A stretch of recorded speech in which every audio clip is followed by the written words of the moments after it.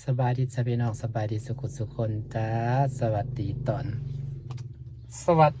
นที่อย่างจัดสิมาซื้อของอะไรพี่น้องจะเป็นเดินระบบน้ำใหม่น้ำโมแห้งเวลาหดพักท่อมันใหญ่แล้วครับไปใส่ท่อน้อยแล้วมันแบบว่ามันแผ่ได้ว่าสิมาซื้อฮัมแต่ว่าฮัมพงสีพันปิดแนมเข้าไปก็พงสีปิดพี่น้องเด็ดจ้าอยู่หันคาแล้วจ้าบ่ได้อยู่บ่ได้เศร้าพี่น้องเอ้ยซื้อทรอปปลาชอบเบอร์ยังวะเบอร์40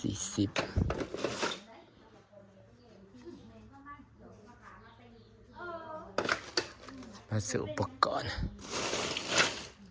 ถอยแล้วนะสิเลือก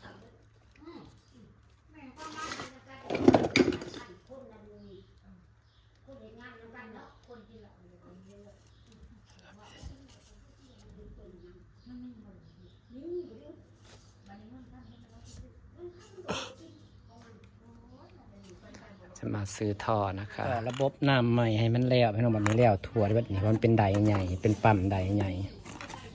ว้าวเปิดหลายบาทเลยนะ นี่ค่าของที่น้องเลือกไว้นะคะทำเองนะจ๊ะงานนี้เสียเงินอีกแล้ว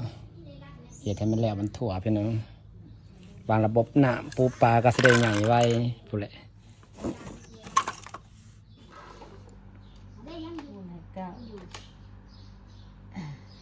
อันนี้อันละ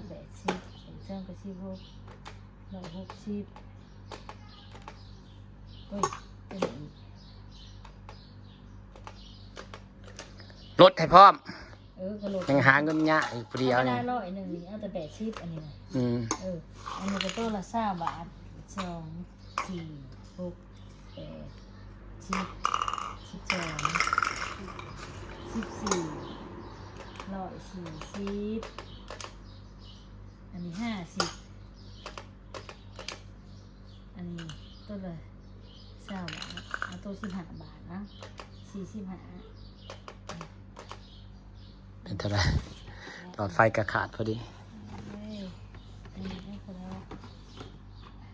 180เท่าไหรเลยนะ900ใช้หลอดไฟนะ900ช่างหาอันนั้นไปซื้อต่างหากอีกตัวนั้นนะไปบ้านเอาน้ำผึ้งก็ได้ตัวนี้นะ คือบอกคิดว่ารถจะบัตรเดียวรถเอา3 เซนน้ำเหล้าคุณ5บูฮู้โอ้ยไปจ่ายน้ำเหล้าคุณเราอยู่หัน900ช่างหาบาทตัวนี้นะเอาถุงแมงมาใส่ก่อนเด้อ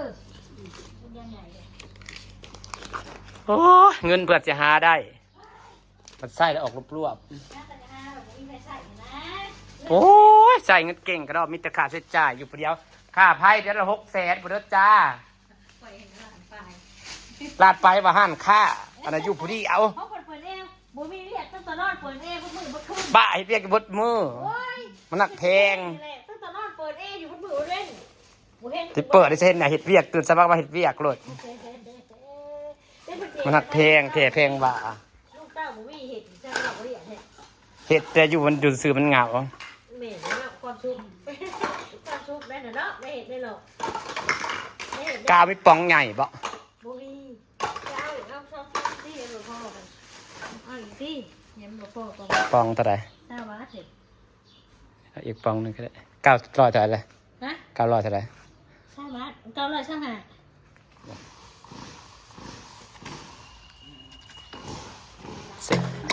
เส้นเท่าไหร่วันน้าเส้นเท่าไหร่ด้วยนะ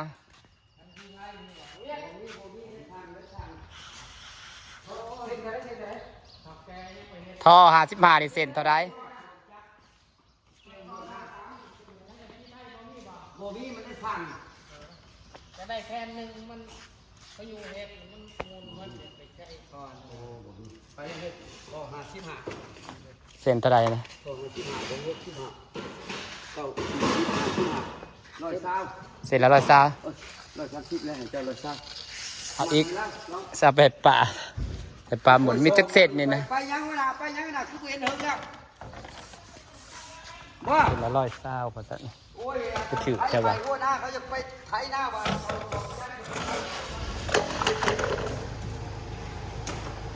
เอา5 เส้นนะ เอาเสร็จ120บ่แม่นบ่เส้นตัวนี้มันคือแตกงอ เอาบ่ เอาหาเส้นนั้นมีฮอดหาเส้นอยู่บ่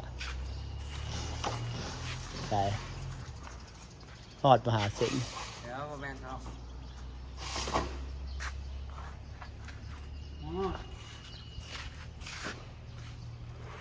รับบ่ได้เบิ่งโอ้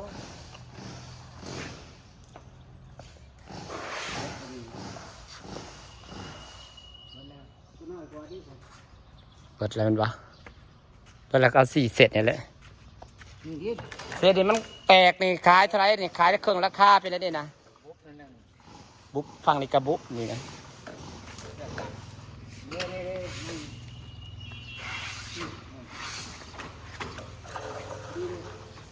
จะเอาไปตัดให้ปลานะจะไปตัดให้ปลาหมูอยู่ ไม่เอาเราอ่ะ มัดให้เด้อ มาเร็วเลย ถือกว่าอยู่หันค่าในบ้าน ตัดทำไมนะดู ตัดหญ้าเพื่อหมัดนี่เสร็จละ120 บาทเพราะหมัดละ140 บาท ชื่อก็ลอยซะ อ๋อเดี๋ยวก่อนอยากไปเห็ดเตียงนั่งเลย โอ้โหสอบคนนี้ก็ลอยมันจะเย็นๆสิได้เนาะบัวอันบัวเปลี่ยนมาพูดเมื่อยว่าเอ็มร้อยคนหนึ่งกับเราคนหนึ่งมาแล้ว อยู่ดีค่าแนวมาเสียเงิน1,600เฮ็ดให้มันแล้วมันทั่วบ่แล้วก็ศึกษาจุดค่าจุดสั่นแหละแพร่ใดพร้อมใดมันสิแพร่เป็นท่อน้อยได้เดินระบบน้ำใหม่จ้าอ่ะเสร็จละ120หาเส้นกะ600พอดีเนาะเดี๋ยวขอบใจต่อระบบน้ำหดพักหดหยาเปลี่ยนปั๊มใหม่ก็เลยมันเป็นปั๊มใหญ่กว่าเก่าก็เลยใส่ท่อใหม่ เฮ้ยไว้พาวมันคนดีๆเด้อ ไกลเติบเลยติขี้อยากกลางท่าเลยตาเลยแกอยู่ผู้เดียวอยู่เห็ดนั้นก็เห็ดเองได้ไปกับไปต่อหน้าไปต่อเองได้ เห็ดเองก็ตัวอย่าง แก้วตัดมาอีกแล้วมามัดครับนี่จะมาไล่ขึ้นนี่โอ้ย เอากาดขึ้นเทิงพี่เอากาดขึ้นเทิงพี่เอาไว้แล้วนั่นบ่ ไว้นี่แล้วควรเรียนเด้อนี่มัดที่มัด6 เซนติ อ๋อนึกว่าเอากาดกันเสียพี่ โอกาสมันตีกับชีรถจ้ะ อ๋อ สักกระดึงโค้ขึ้นหอยใส่นะเกี่ยวเรียกลวดไว้หักโคกเขานี่ก็ได้แก้วมัดหนึ่งนี่สายเป็นกระมัดโคก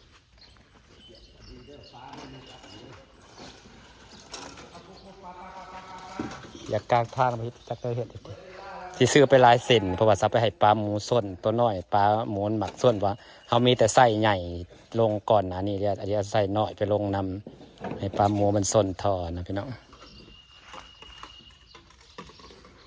อย่างเห็ดเป็นประโยชน์ก็เห็ดไปเลยดีกว่าเงินไปใส่ถูกใส่เหรียญใส่กิน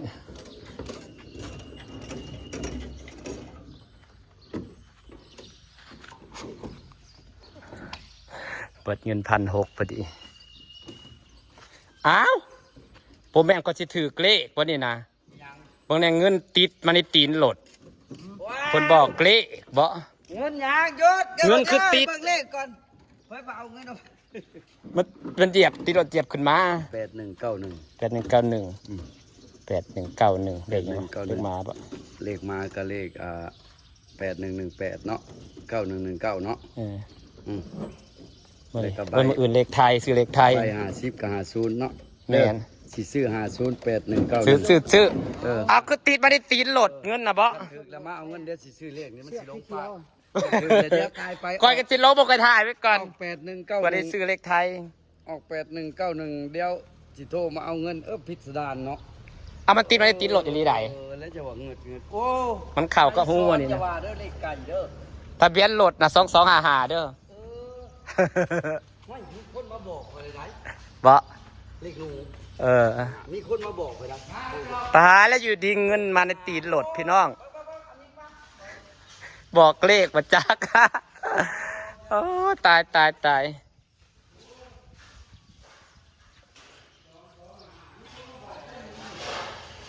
จะมาจะออกทะเบียนบัตรจักมืออื่นก็เลขไทยด้วยนี่ขัดออกเลขไทยได้หลับเละด้วยนี่พี่น้องจ๋าสิเมื่อเราสิฝากบรรยากาศไว้ซ้ำนี่แหละจ้าขอบคุณทุกคนนะจ๊ะพี่น้องจ๋าอยู่ดีๆขี่รถมาเงินนะผมแม่นมีแต่เงินติดมากระตีนรถเงินปะว่ามันเป็นกีตมแล้วมันติดมาอาจจะเหยียบแถวๆใกล้ๆอย่างนี้แหละว่าทะเบียน2255นะจ๊ะมืออื่นเลขไทยพี่น้องโอเคค่ะสวัสดีจ้าเพื่อผลยังให้ค่าได้ค่านี่คืนได้ค่าซื้อคืน